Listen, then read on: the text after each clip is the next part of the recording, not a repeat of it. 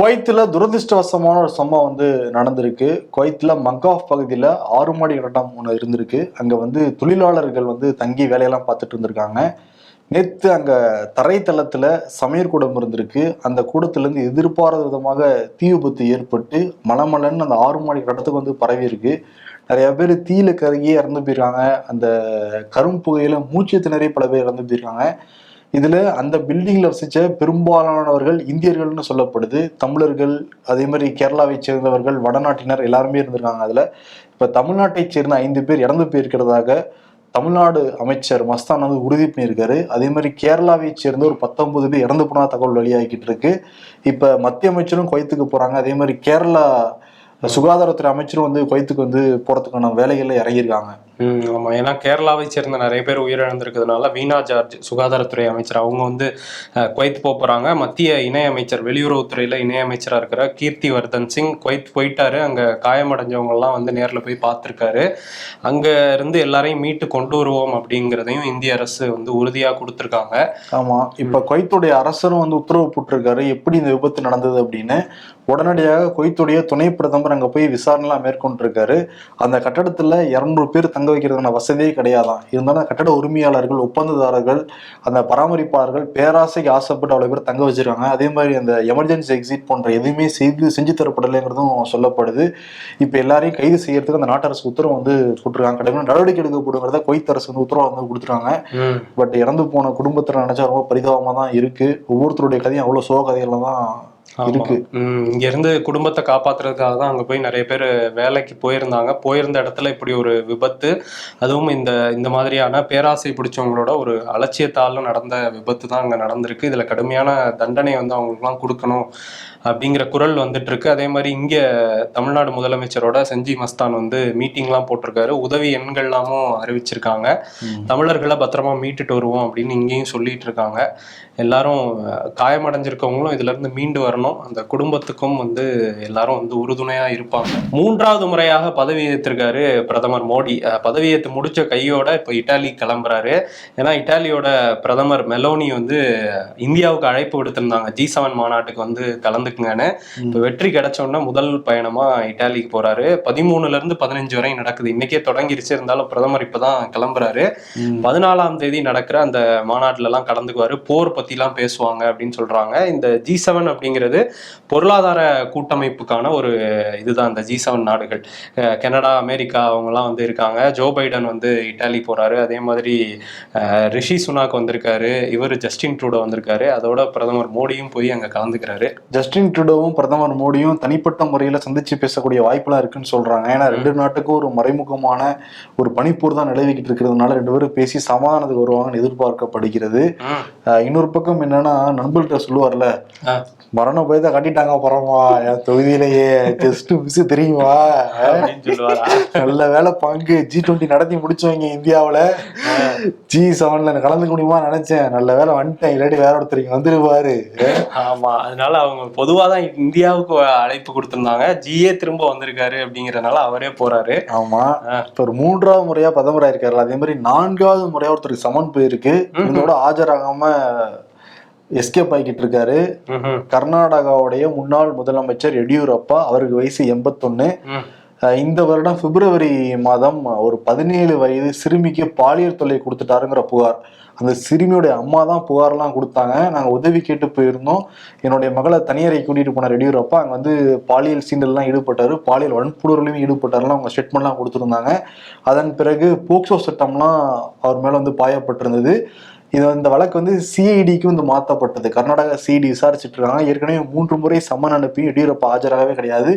4வது முறை அனுப்புனப்ப என்ன சொல்லியிருக்காருன்னா, நான் இப்ப டெல்லியில இருக்கேன், என்னால வர முடியாது, டைம் கொடுங்கன்னு அதை கேட்டிருக்காரு. எடியூரப்பா தரப்பு என்ன விளக்கம் சொல்றாங்கன்னா, அவங்க உதவி கேட்டாங்க, நிதி உதவியெல்லாம் நான் பண்ணேன், ஆனா அந்த பொண்ணுக்கு அவங்க அம்மாவுக்கு ஏதாவது மனநல பாதி இருக்குன்னு நான் நினைக்கிறேன், என் மேல இந்த எலெக்ஷன் வர சமயத்துல தேவையில்லாம எதிர்கட்சிகள் அவங்கள தூண்டி விட்டு பொய் பிரச்சாரத்துல ஈடுபட வச்சாங்க, நான் அப்பளு கட்டுறவங்கிறாரு. பட் போய் ஆஜராகி விளக்கம்லாம் கொடுக்கலாம், ஆஜராகாம தப்பிச்சுக்கிட்டு இருக்காரு.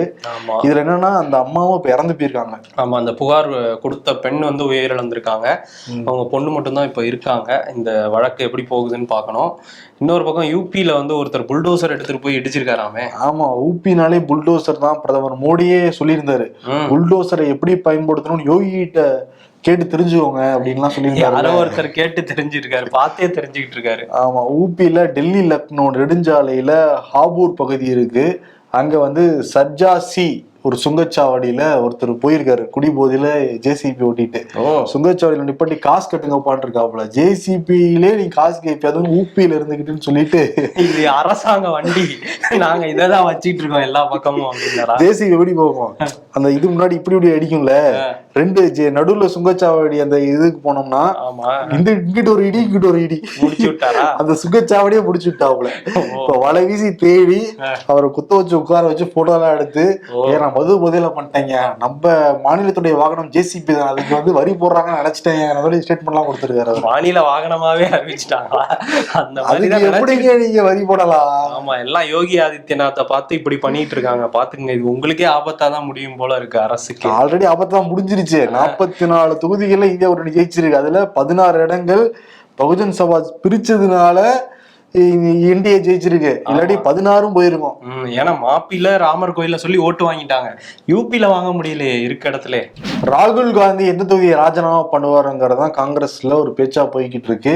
ஆனா வந்து நேத்து கேரள காங்கிரஸ் தலைவரே வயநாடு மக்கள் ராகுல் காந்தி மிஸ் பண்ணுவாங்க ஸ்டேட்மெண்ட்லாம் வந்து கொடுத்துருக்காரு. வயநாட்டுல தான் ராஜினாமா பண்ண போறாருங்கிறது தெளிவா தெரியுது.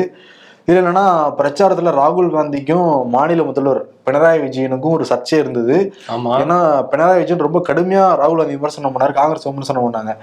கேரளால மட்டும்தான் இந்தியா கூட்டணியில கம்யூனிஸ்டும் அதே மாதிரி காங்கிரஸ் வேற தனித்தனியா வந்து நின்றாங்க. மற்ற எல்லா இடங்களையும் ஒன்னாதான் வந்து நின்றாங்க. ஆனா கடுமையான வார்த்தை போர்லாம் இருந்தது. இப்ப அந்த நிலைப்பாடு இன்னும் மாத்திக்கல பினராயி விஜயன். அவர் என்ன சொல்றாரு, ராகுல் காந்தி அவருடைய தகுதிக்கு தகுந்த மாதிரி பேசவே கிடையாது. சில இடங்களில் பிரச்சாரம் பண்றப்ப நீ தனிப்பட்ட முறையில் தாக்கி பேசினாங்க, என்னோட மகளெல்லாம் எடுத்து வந்து பேசியிருந்தாரு. என்னன்னா, மத்திய அரசு ஏன் என்னை கைது செய்யலாம் கேட்டிருந்தாரு, எந்த அடிப்படையும் அப்படி சொன்னாரு, நான் என்னுடைய இன்னும் ஸ்டாண்டெல்லாம் கரெக்டாக தான் இருக்கேன். அதே மாதிரி ஆணி ராஜா தான் நின்னாங்க கம்யூனிஸ்ட் வேட்பாளராக, அவங்க நின்று ஜெயிச்சிருக்க வேண்டியதெல்லாம் பேசிக்கிட்டு இருக்காரு. இந்த இந்தியாவோட சொத்துக்கு யாரும் காரணம் கிடையாது, கம்யூனிஸ்ட் திரிணாமுல் காங்கிரஸ் தான் காரணம். ஆமா, இதுல வந்து என்ன பண்ணுவாருன்னு நினைக்கிறேன், இவர் பிரச்சாரத்துல இப்படி பேசிட்டாரு அப்படி பேசிட்டாருன்னு பிஜேபி தான் கேஸ் போடுவாங்க. இப்ப பினராயி விஜயன் போட போறாருன்னு நினைக்கிறேன். சண்டை வந்து நாளுக்கு நாள் அதிகமாகிக்கிட்டே இருக்கு. ஆமா, இன்னொரு பக்கம் வந்து இந்த இந்தியா கூட்டணிக்கு அமோகமா வெற்றி கிடைச்சது நம்ம சொன்ன மாதிரி யூபியில. அங்க வந்து தன்னோட எம்எல்ஏ பதவியை ராஜினாமா பண்றாரு அகிலேஷ் யாதவ். ஏன்னா கன்னௌஜ் தொகுதியோட எம்பியா வந்து அவர் தேர்வாயிருக்காரு. அதே மாதிரி அந்த ஃபைசாபாத் அயோத்தி இருக்கிற அந்த ஃபைசாபாத் தொகுதியில அவதேஷ் பிரசாத் அவர் ஜெயிச்சார்ல, அவரும் எம்எல்ஏவா தான் இருக்காரு. அதனால அவரும் அவரோட எம்எல்ஏ பதவியை ராஜினாமா பண்ணியிருக்காரு. தேசிய 37 இடங்கள்ல ஜெயிச்சிருக்கோம், நாங்க போய் மக்களுக்காக நாடாளுமன்றத்துல குரல் கொடுத்தாதான் சரியா இருக்கும் அப்படின்னு சொல்லிட்டு அகிலேஷ் யாதவ் கிளம்பி டெல்லியை நோக்கி போறாரு. ஆனா பாருங்கப்பா, இப்ப ஹஸ்பண்ட் ஒய்ஃப் 2 பேரும் சேர்ந்து ஒரே ஃபிளைட்ல வரணும், வீட்லயும் ஒன்னா இருக்கணும், பார்லிமெண்ட்லயும் ஒன்னா இருக்கணும். இது கஷ்டமா சந்தோஷமானு தெரியலையே, அவரை தான் கேட்கணும். அதனால திரும்ப இந்த தேர்தல் வரும்ல, அப்போ வந்து எம்எல்ஏக்கு நிப்பாருன்னு நினைக்கிறேன் அடுத்த சட்டமன்ற தேர்தல்ல. நேற்று ஆந்திரால சந்திரபாபு நாயுடு பதவியேற்பு விழா நடந்தது. அதுல மோடி, அமித்ஷா, முன்னாள் 2 மாநில கவர்னர் தமிழிசை சவுந்தரராஜன், முன்னாள் முதலமைச்சர் OPS, 3 முறை முதலமைச்சர். ஆமா, அதே மாதிரி கட்சி தொடங்கி கைவிட்ட ரஜினிகாந்த் தொடங்குறதுக்கு முன்பே அறிக்கையை விட்டு இருந்தாரு. சரி பாவம்பா, அவரே ஆன்மீக போயிட்டு இருக்காரு, அவரே விழுக்கிற. சரி சொல்லுங்க, நேத்திரியாக்கதான் போயிருந்தியா பதவியேற்பு விழாவுக்கு? இல்லையே, நான் அங்க போல, இங்கதான் இருந்தேன். சரி ஓகே. நேற்று வந்து அமித்ஷா வந்து தமிழிசை சவுந்தரராஜனை கூப்பிட்டு கண்டிக்கிற மாதிரி வீடியோ பயங்கர வைரல் ஆச்சு.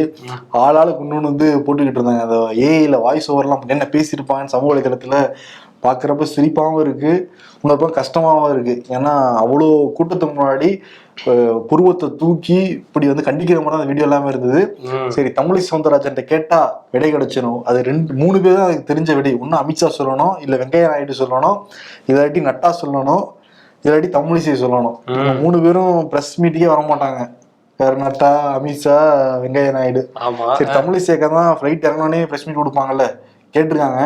அவங்க எதுவுமே பதில் சொல்லாம சிரிச்சுட்டு போயிருக்காங்க. அப்ப கண்டிச்சதுதான் உண்மைங்கிறத டிக் பண்ணிக்கிறாங்க எல்லாருமே. ஆமா, ஏன்னா அவர் சும்மா பேசிட்டு இருந்தாரு அப்படின்னு சொல்லியிருந்தாங்கன்னா கூட ஓகே. இப்ப எதுவுமே சொல்லாம போயிட்டாங்கன்னா ஏதோ பெரிய பிரச்சனை, அங்க வந்து ஏதோ ஒரு மிரட்டல் மாதிரி தான் இருக்கு அவங்களுக்கு கட்சிக்குள்ளே. ஆனா வெங்கையா நாயுடு இதை பத்தி ஏதாவது காலேஜ்ல பேசுவாரு, ஏதாவது யூனிவர்சிட்டி போனாருன்னா அங்க சம்மந்தமான இடத்துல பேசிக்கிட்டு இருப்பாரு. ஆனா என்னன்னா அது நல்லா பாடி லாங்குவேஜ். தமிழிசை சவுந்தரராஜன் பதில் சொல்ல வராங்க அமித்ஷாவுக்கு. ஆனா அமித்ஷாக்கு தெரியாம வெங்கையா நாயுடு பதில் எதுவும் சொல்லாதீங்க மாதிரி செய்ய கட்டுறாரு. நம்ம ஸ்கூல்ல பாசனா இருக்கிறப்ப பாஸ் கோபமா இருக்கிற அமைதியாருன்னு சிக்னல் கொடுப்பாங்க, அதை கொடுக்குறாரு அவரு. ஓ சரி, ஓகே. இதுக்கப்புறம் வேற ஏதாவது பேசுறாங்களா வேற எங்கேயாவது இதை பத்தி அப்படிங்கிறத பார்ப்போம். ஆமா, இன்னொரு பக்கம் இந்த விருதுநகர் பிரச்சனை இன்னும் முடியலையே. விருதுநகர் இப்ப கிளம்பி டெல்லிக்கு போயிருக்காரு விஜய் பிரபாகரன். நம்ம விருதுநகர்ல 4379 வாக்குகள் வித்தியாசம்லாம் மாணிக்கம் தாக்கூர் வெற்றி பெற்றாரு. இதுல என்னன்னா 2 நாள் கழிச்சு பிரேமலதா பேட்டியும் கொடுத்துருந்தாங்க இதுல முறையீடு நடந்துருச்சுன்னு. அப்பயே கொடுத்து பிரச்சனை பண்ணிருக்கலாம், இல்ல முறையிட்டு இருக்கலாங்கிறது தேர்தல் அதிகாரிகள் கிட்ட. ஆனா 2 நாள் கழிச்சு பிரஸ் மீட் கொடுத்து சந்தேகம் கிளம்பிச்சு. ஆனா நேத்து கிளம்பி டெல்லி போயிருக்காரு விஜய் பிரபாகரன். அங்க தேர்தல் ஆணையரை சந்திச்சு மனுலாம் கொடுத்துருக்காரு. அதுல என்ன சொல்லியிருக்காருன்னா, ஒவ்வொரு கட்டமும் கரெக்டா தான் நடந்துட்டு இருந்தது, அனௌன்ஸ் பண்ணிட்டு இருந்தாங்க. ஆனா 13வது கட்ட அந்த முடிவுக்கு பிறகு அடுத்து டேரக்டா 19 வந்துட்டாங்க.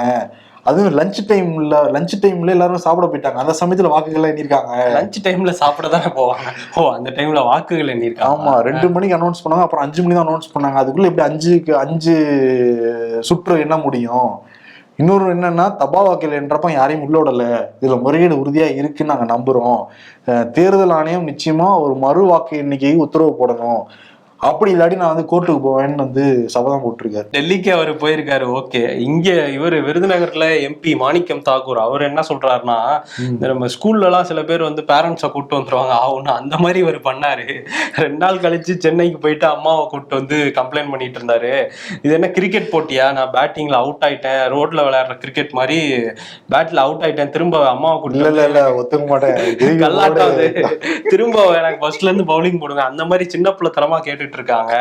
இது தேர்தல் நடைமுறை, இதுல நடந்தது எந்த முறைகேடும் கிடையாது அப்படிங்கிற மாதிரி மாணிக்கம் தாக்கூர் சொல்லியிருக்காரு. ஆனா என்னன்னா, இப்ப கோர்ட்டுக்கு போனா கூட என்னெல்லாம் என்னோட ரிசல்ட் வருமாங்கிறது தெரியல. இந்த அப்பாவோட ஒருத்தர் இருக்காரு, அவர்லாம் கோர்ட்டுக்கு போய் கடைசியில் அனௌன்ஸ் பண்றவங்க நிப்பாட்டிட்டாங்க. இது வரைக்கும் அந்த வாக்குகள் வரவே இல்லை, என்னாச்சுன்னே தெரியல. அதுக்கு நடுவில் என்னன்னா, அவர் இப்ப சபாநாயகர் ஆயிட்டாரு. இப்ப 2 வருஷம் முடிஞ்சிருச்சு. இன்னொன்னு இவங்க பதவிக்காலம் 5 வருஷம் முடிஞ்சதுக்கு அப்புறம் தான் அந்த வழக்கெல்லாம் வெளியே வரும். அந்த அளவுக்கு வாய்தாக்கள் போயிட்டு இருக்கும், இழுவையா போயிட்டே இருக்கும். நீதிமன்றம் நிறைய வேலை இருக்குல்ல. ஆமா. திமுக முப்பெரும் விழாவை ஜூன் 14ஆம் தேதி திட்டம் போட்டிருந்தாங்க, அது ஜூன் 15க்கு மாத்தி வச்சிருக்காங்க. காரணம் என்னன்னா, ஜூன் 14ஆம் தேதி தான் இவர் இலாக்கா இல்லாத முன்னாள் அமைச்சர் செந்தில் பாலாஜி கைது செய்யப்பட்டாராம். ஓ, அதே நாள்ல வச்சீங்கன்னா அண்ணனுக்கு சங்கடமா இருக்கும். ஜெயில உட்காந்துட்டு முப்பெரும் விழா செய்திகள்லாம் பண்ணிட்டு கஷ்டப்படுவாரு. அது இல்லாம அவருடைய கோட்டைன்னு சொல்லக்கூடிய கொங்குலயே போய் நீ முப்பெரும் விழா பண்ணீங்கன்னா நெருடலா இருக்குன்னு சொன்னனாலதான் 15ஆம் தேதிக்கு மாத்தி வச்சிருக்காங்க. அப்ப சரி, அப்ப எத்தனை ஒரு வருஷம் கொண்டாடுறாரா? ஒரு வருஷம் ஜெயிலுக்கு போய் 365 days ஆஃப் இல்ல அப்படி சொல்ல முடியாது நீ, ஏன்னா டைரக்டா எங்க போனாரு அவரு, ஜெயிலுக்கு போகல, ஹாஸ்பிட்டலா போயிட்டு இருந்தாரு. ஓ, அதெல்லாம் தாண்டி அதுக்கப்புறம் போனாரு, ஓமந்தூரார் போனாரு, அப்புறம் காவேரி ஹாஸ்பிட்டல் போனாரு, அப்புறம் தான் ஜெயிலுக்கு போனாரு. அதனால அந்த கால்குலேஷன் டிஃபரன்ஸ் எல்லாம் நிறைய இருக்கு அதுல. அப்ப இந்த விழா அதுல சேராது, தனியா ஒரு தனிப்பெரும் விழாவா அது நடக்கும் நினைக்கிறேன். அது நடத்திக்கலாம், ஜெயிலே நடத்திக்கலாம், குழல் சிறையில. ஓகே. இப்ப என்னன்னா முப்பெரும் விழா, அதுல ஏன் கொங்குல நடத்துறாங்கன்னா, நிறைய பேர் கொங்குக்கு நாங்க தான் தாதா பட்டா போட்டுலாம் இருந்தாங்க, அதெல்லாம் கிடையவே கிடையாதுங்கிறதான கொங்குல நடத்துறோம்னு சொல்லிட்டு முதலமைச்சர் விளக்கம் கொடுத்திருக்காரு. ஓ, யார் சொல்றாரு? பிஜேபி எல்லாம் சொல்றாரா? சரி, ஓகே. அதே மாதிரி இன்னொரு விஷயம் என்னன்னா, இந்த ஹவுரா எக்ஸ்பிரஸ் இருக்குல்ல, இப்போ சமீப காலமா நிறைய வட மாநிலங்களுக்கு போற அந்த ட்ரெயின்ல ரிசர்வ்டு கம்பார்ட்மெண்ட்லயும் நிறைய பேர் ஏறிடுறாங்க அப்படிங்கிற குற்றச்சாட்டு இருக்கு. அதுலயும் ரிசர்வ்டு ஏசி கம்பார்ட்மெண்ட்ஸ்லயும் நிறைய பேர் ஏறுறாங்கிற மாதிரி அந்த குற்றச்சாட்டு தொடர்ந்து வந்துட்டே இருக்குல்ல. அதுல மேற்கு வங்கத்துக்கு போற அந்த ஹவுரா எக்ஸ்பிரஸ் சென்னையில இருந்து நேற்று கிளம்பி இருக்கு. அதுல டிக்கெட் புக் பண்ணவங்கலாம் கீழே நின்றுட்டு இருக்காங்க. ஆனா அன்ரிசர்வ் டிக்கெட் வாங்கினா நிறைய வட இந்தியர்கள் ரிசர்வ் கம்பார்ட்மெண்ட்ல ஏறுறதுனால இவங்கெல்லாம் ட்ரெயினை விட்டுட்டு நிக்கிற சூழல் ஏற்பட்டிருக்கு. இப்போ இங்க உள்ள எம்பிக்கள் முதல்ல தயாநிதி மாறன் இதை பத்தி ஒரு பதிவு போட்டிருக்காரு. தெற்கு ரயில்வே இதுல ஏன் நடவடிக்கை எடுக்கல அப்படின்லாம் கேள்வி கேட்டிருக்காரு. அதே மாதிரி அஸ்வினி வைஷ்ணவ் 2வது முறையா அவர் ரயில்வே துறை அமைச்சராயிருக்காரு. தொடர்ந்து இந்த குளறுபடிகள்லாம் சொல்லி கார்த்திக் சிதம்பரம் எம்பி அவரும் ட்வீட்லாம் ட்வீட்லாம் போட்டிருக்காரு. இது வந்து அவங்க மக்கள்லாம் வந்து அவ்வளோ நாங்க போகணும்னு நினைச்சதெல்லாம் போக முடியல அப்படிங்கிற புலம்பல்களும் நம்ம கேட்க முடியுது. அவங்க கிட்ட என்ன சொல்லுவாங்க, ஏறினப்பங்க ஃப்ரீயா இருந்துச்சு உட்காந்துட்டோம், இன்னொன்னு உட்கார முடியாத அளவுக்கு ரிசர்வ் பண்ணாங்கன்னா முன்னாடி வந்து உட்காந்துருக்கணும், அது காலியா இருக்கு நாங்க தான் சாப்பிட உட்காரோம். இல்ல உட்கார்றதை தாண்டி தொங்கிட்டுலாம் போறாங்க. அவரா வெஸ்ட் பெங்கால் வரையும் தொங்கிட்டே போவாங்களாம் தெரியல. அதனால அன்ரிசர்வ் டிக்கெட்ல உள்ளவங்க அவ்வளவு கூட்டம் வந்து இங்க இருந்து போகுது நார்த்துக்கு. அரே சாப், அடுத்த செய்தி என்ன? சாப் அந்த அடுத்த செய்தியும் அந்த பக்கம் வட இந்தியால இருந்து தான் சாப் வந்திருக்கு. என்ன அப்படின்னா, நிறைய ஒரு 6 மாணவர்கள் அடுத்தடுத்து உட்காந்து நீட் தேர்வுல 720 மார்க் வாங்கியிருந்தாங்க, ஃபுல் மார்க்கு. நிறைய அதான் பாஜக என்ன சொல்றாங்கன்னா, எல்லாம் ஒண்ணு கூடி இந்த பசங்க படிச்சிருப்பாங்க, எக்ஸாமுக்கு மார்க் வாங்குறாங்க, இதுல என்ன தவறு இருக்க போதுங்கிறாங்க. இது ஒண்ணு கூடி படிச்ச மாதிரி இல்ல, ஒண்ணு கூடி எழுதியிருக்காங்க. எங்கேயோ பேப்பர் லீக் ஆயிருக்கு, ராஜஸ்தான்ல லீக் ஆச்சு, கைதெல்லாம் பண்ணாங்க. ஆனா அதுக்கப்புறம் எந்த நடவடிக்கையும் இல்லை. இப்போ இதுல வந்து என்ன சொல்லியிருக்காங்க அப்படின்னா, உச்சநீதிமன்றத்துல நிறைய பேர் வழக்கு போட்டிருந்தாங்க, நீட் தேர்வையே ரத்து பண்ணணும் அப்படின்னு சொல்லிட்டு. அதுல உச்சநீதிமன்றம் மறு தேர்வு வச்சுக்கலாம், அந்த கருணை அடிப்படையில மதிப்பெண் கொடுத்தாங்கல்ல, கிரேஸ் மார்க் கொடுத்தவங்க எல்லாம் திரும்ப ரீடெஸ்ட் வைங்கன்னு சொல்லி இருக்காங்க. ஒருவேளை அவங்க எழுத விரும்பல அப்படின்னா அந்த கிரேஸ் மார்க்கை மட்டும் கட் பண்ணிட்டு அந்த மார்க்கையே பழைய மார்க்கை கொடுத்துருங்க, உண்மையான மார்க்கை கொடுத்துருங்கிற மாதிரியும் என்டிஏக்கு சொல்லியிருக்காங்க. அந்த தேசிய தேர்வு முகமை அவங்களும் ஒத்துக்கிட்டு இருக்காங்க. இந்த கருணை அடிப்படையில கொடுத்தது ஒரு பெரிய தவறுதாங்கிற மாதிரி ஒத்துக்கிட்டாங்க. ஆனா மற்றபடி அந்த 6 பேர் ஒன்னா உட்கார்ந்தது, இந்த மாதிரியான பிரச்சனைகளையும் நீங்க தீர்வு காணணுங்கிறதையும் உச்சநீதிமன்றம் சொல்லியிருக்கு. நிறைய குளறுபடிகள் இருக்கு, ஆள்மாறாட்டம் இருக்கு, பேப்பர் லீக் இருக்கு, இதெல்லாம் இருக்கு. இதுல இன்னொரு பிரச்சனையும் வெளியே வந்திருக்கு கோர்ட்டுக்கு வந்ததுக்கு அப்புறம். ஒரு 16 மாணவர்கள் என்ன பண்ணிருக்காங்கன்னா, ஜார்க்கண்ட், ஒடிசா, கர்நாடகா இந்த இடங்கள்லாம் சேர்ந்தவங்க 1000 கிலோமீட்டர் மேல டிராவல் பண்ணி குஜராத்துக்கு போயிருக்காங்க. குஜராத் மாடல் தான் சரியா இருக்கும்னு சொல்லிட்டு குஜராத்ல கோத்ரால போய் ஒரு சென்டர்ல எழுதியிருக்காங்க. அங்க எழுதுறதுக்கு 10 லட்சம் ரூபாய் செலவு பண்ணிருக்காங்களா, அங்க எழுதுனா பாஸ் போட்டுருவாங்க அப்படின்னு சொல்லிட்டு. இந்த முறைகேடு வேற இப்ப கண்டுபிடிச்சிருக்காங்க. இது என்ன புது உருட்டா இருக்கே, குஜராத் மாடல்லாம் சும்மாவா, அங்க எதுவும் கண்டுக்க மாட்டாங்க போல, அவங்களே கொடுத்துருவாங்கன்னு நினைக்கிறேன் எழுதி. அந்த மாதிரி ஏதோ ஒரு 10 லட்சம் ரூபாய் இதுக்காக செலவு பண்ணிருக்காங்க. ஓகே, இப்ப என்னன்னா அந்த 1563 பேருக்கு ரீடெஸ்ட் எழுதலாங்கிற மாதிரி அனௌன்ஸ் பண்ணிருக்காங்க. விருப்பப்படுறவங்க எழுதலாம்னு தான் சொல்றாங்க. ஏன்னா 719 எடுத்தோம்னா திருப்பி ரீடெஸ்ட் எழுத வரைய மாட்டாங்க, ஆரம்பத்துல இருந்து எழுதணும்னு தான் யோசிப்பாங்க. அதனால கிரேஸ் மார்க் மட்டும் போனா போகுதுன்னு கூட விடுவாங்க. ஆமா, இப்ப ஜூன் 23 எக்ஸாம் நடக்குது, அது 30ஆம் தேதி ரிசல்ட் அனௌன்ஸ் பண்றாங்களாம். ஆமா, ஏன்னா இது எல்லாருக்கும் கேன்சல் பண்ண முடியாதுன்னு சொல்லியிருக்காங்க. ஏன்னா கவுன்சிலிங் வருது, அதை தள்ளி வைக்க முடியாது அப்படின்னு ஒரு ரீசனை சொல்லி தப்பிச்சிருக்காங்க. பட் இந்த முறைகேடுகள்லாம் விசாரிக்கணும். ஃபோன் கால் வித் ஃப்ரெண்ட், மச்சான் ஃபோன் ஸ்பீக்கர்ல இருக்குடா, கோட் வேர்ட் அக்செப்டட். எனக்கு இப்ப டிஎன்பிசி எக்ஸாம் எழுதணும் போல இருக்குன்னு கல்யாணமான தம்பதிகள் சொல்றாங்களா. நிறைய பேர் எழுதுனாங்க பாருங்க ஞாயிற்றுக்கிழமை. எனக்கு என்ன ஒரே சந்தேகம்னா, அந்த மாலை கூட என் கல்வி வைக்காம எழுதுறாங்கன்னு எனக்கு தெரியல. அது டிஸ்டர்பா தானே இருக்கும், போட்டோ வராதுல்ல.